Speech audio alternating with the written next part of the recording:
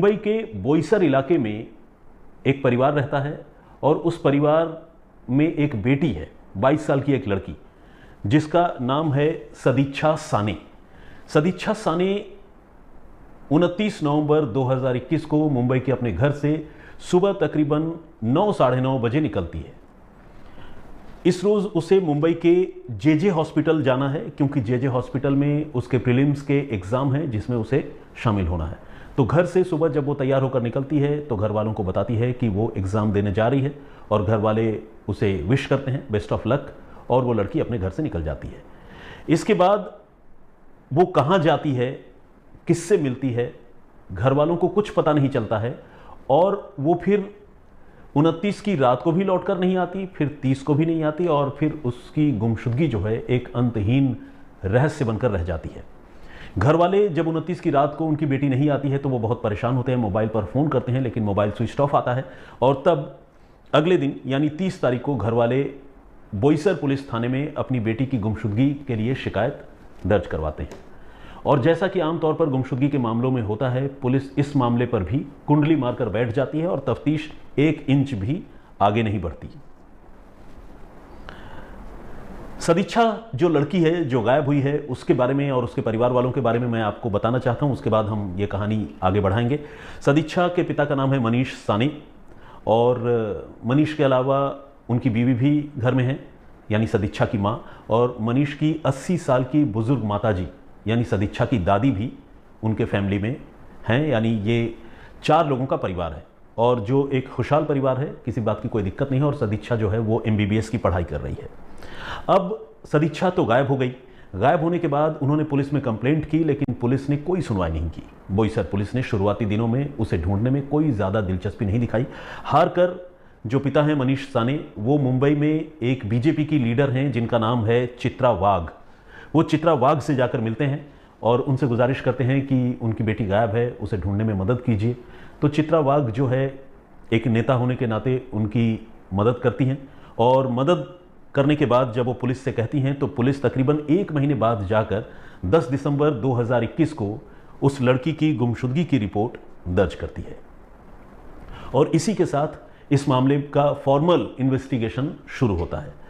इसी के साथ बोईसर पुलिस जो है वो अनमने ढंग से ही सही, काहिली भरे रवैये से ही सही इस मामले की जांच शुरू करती है और जांच की शुरुआत करती है सदिच्छा को फॉलो करने से, यानी उसकी जो ट्रेलिंग है उससे। ट्रेलिंग कैसे हो सकती है, एक लड़की जो गायब हो गई है तो उसकी ट्रेलिंग हो सकती है CCTV फुटेज से।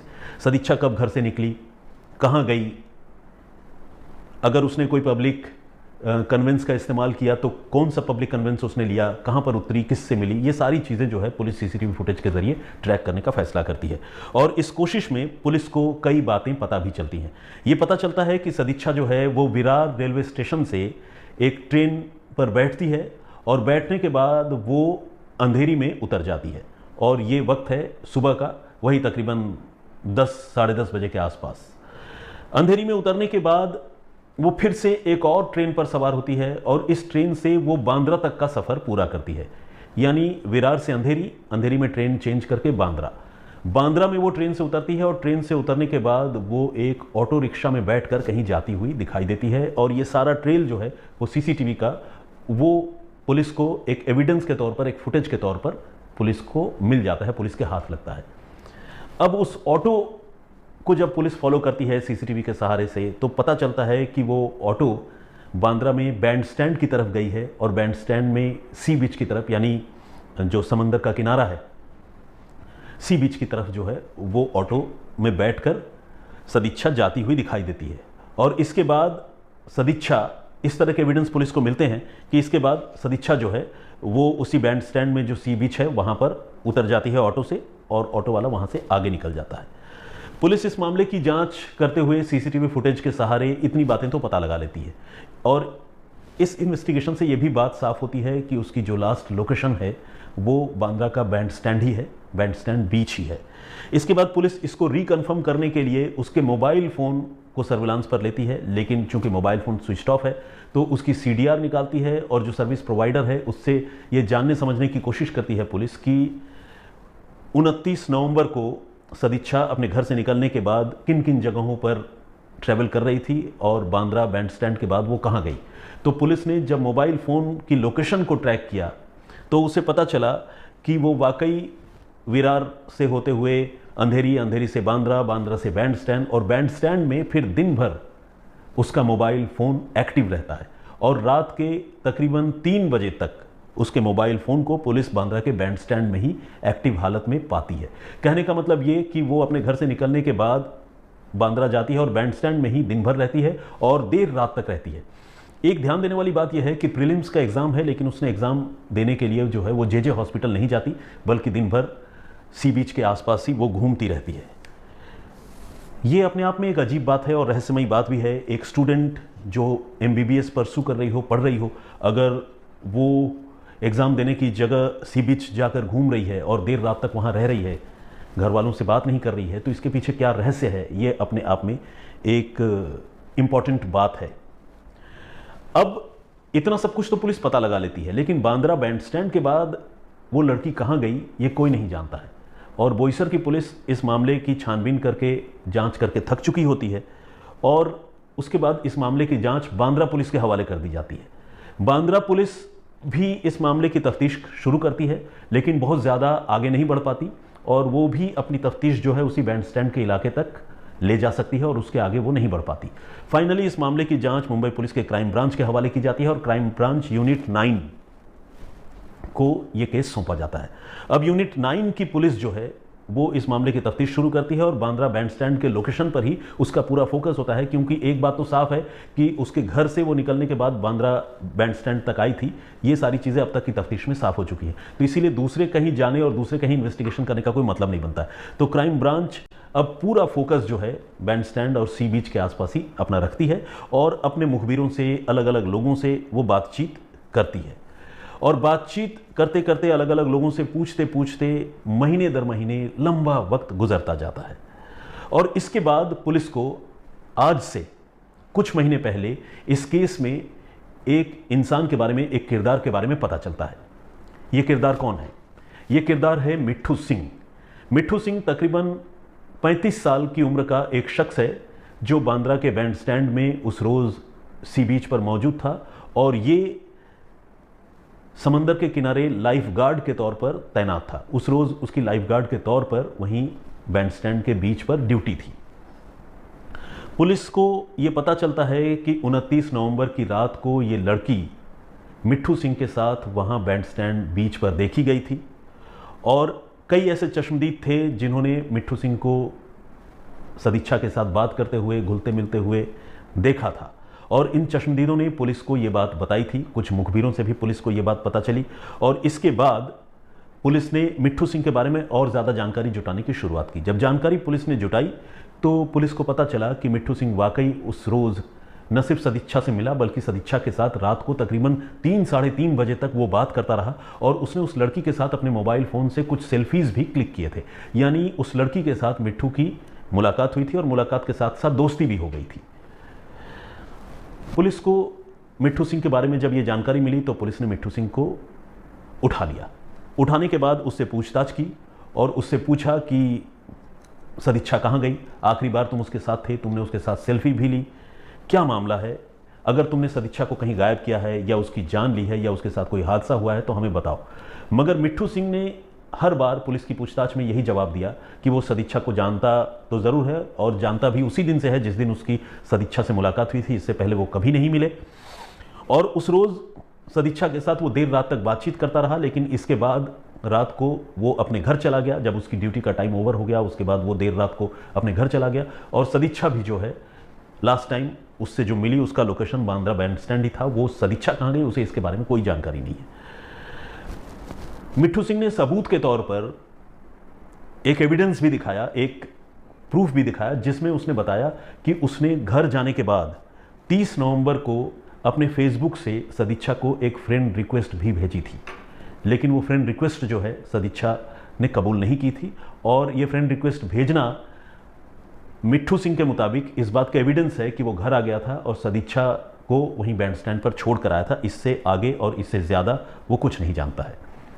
अब पुलिस को लग रहा था कि ये लड़का ज़रूर कुछ छिपा रहा है, सदिच्छा के बारे में कुछ ऐसा सच है जो वो नहीं बता रहा है। तो पुलिस ने ये फैसला किया कि वो अब मिट्ठू सिंह का नार्को एनालिसिस टेस्ट करेगी और उसका ब्रेन मैपिंग भी करवाएगी।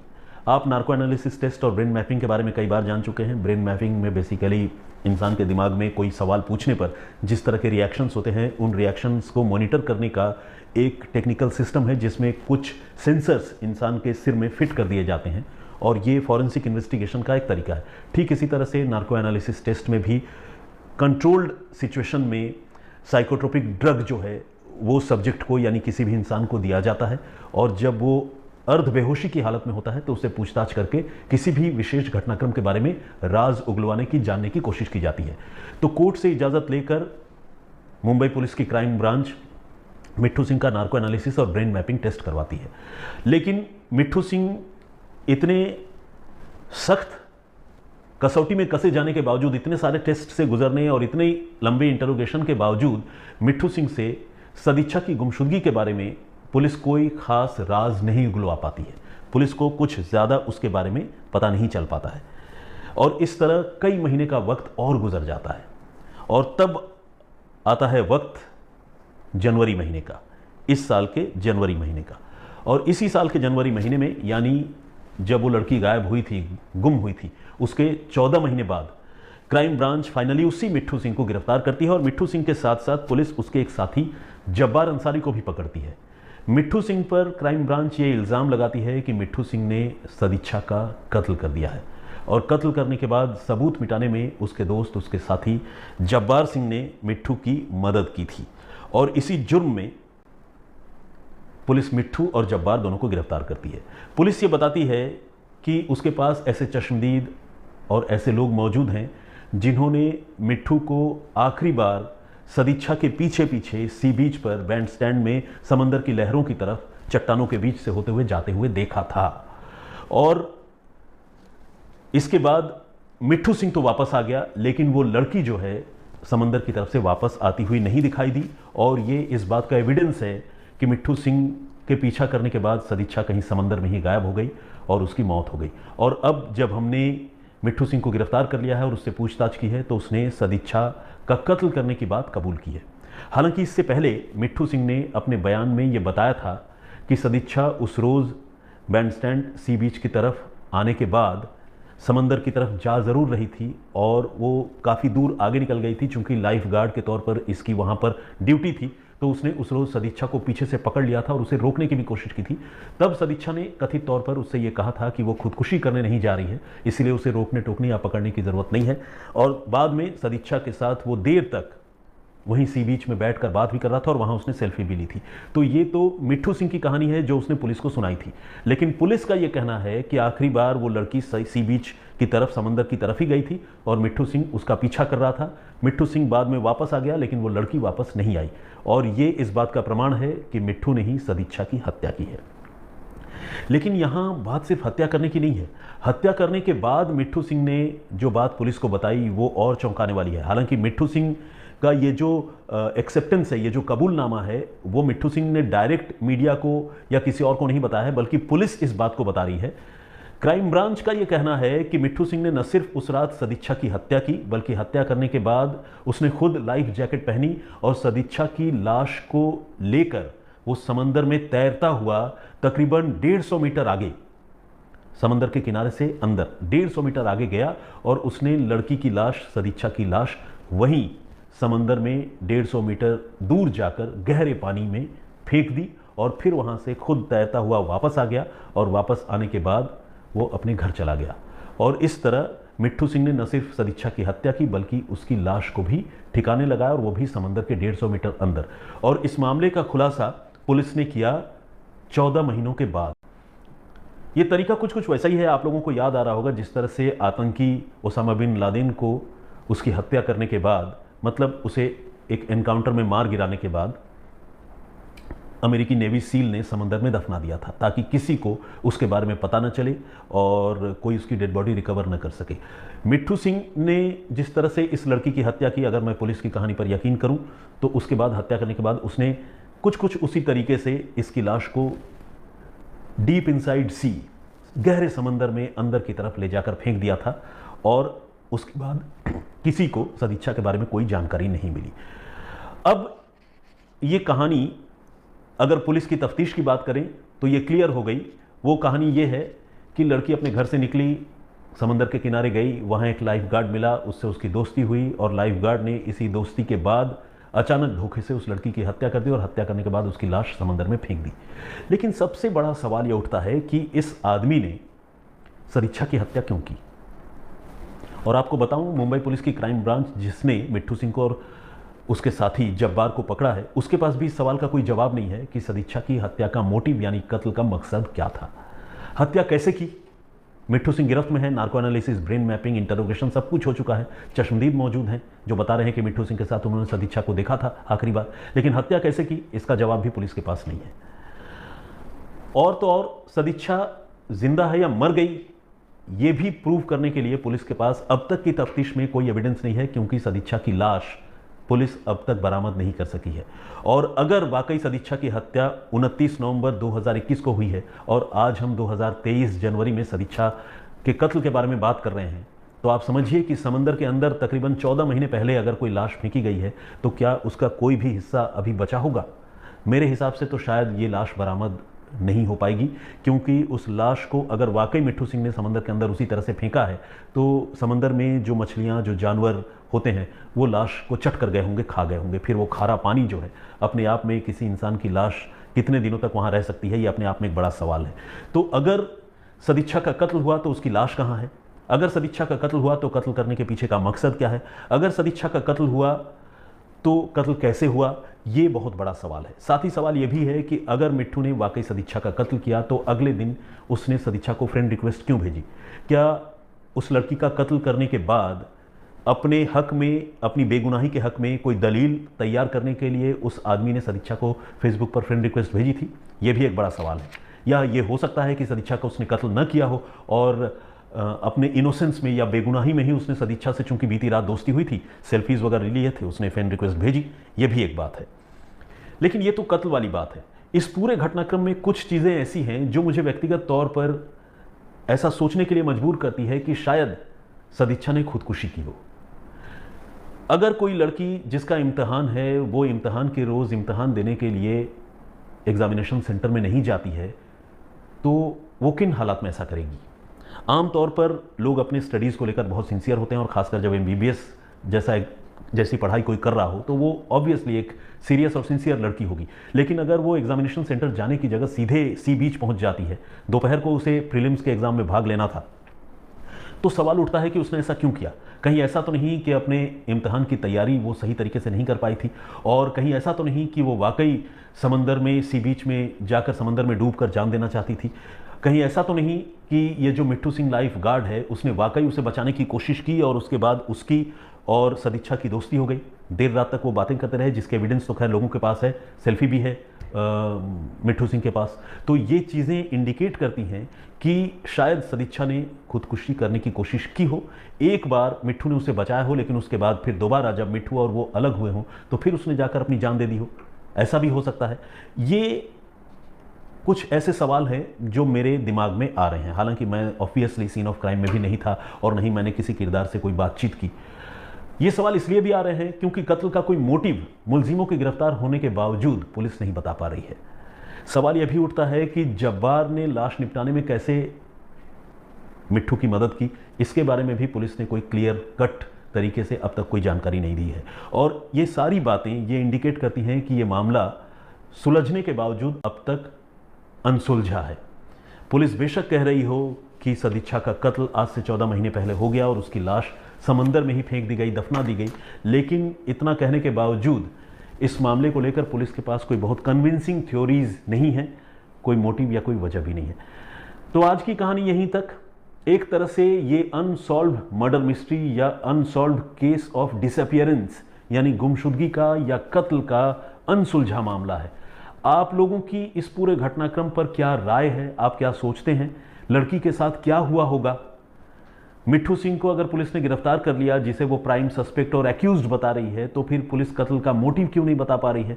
अगर उस दिन लड़की की हत्या हुई तो मिट्ठू सिंह के बारे में पुलिस पहले भी पता लगा सकती थी, इतना वक्त पुलिस को क्यों लगा। और क्या इतने दिनों के बाद उसकी लड़की की लाश बरामद होने की कोई गुंजाइश आपको लगती है? अगर लाश बरामद नहीं होगी तो पुलिस ये कैसे साबित करेगी कि सदिच्छा जो है उसकी हत्या हुई है? ये सारे सवाल मेरे मन में हैं। आप लोग इस कहानी को सुनने के बाद क्या सोचते हैं? प्लीज़ अपनी राय, अपना कमेंट मुझे लिखकर ज़रूर बताइएगा।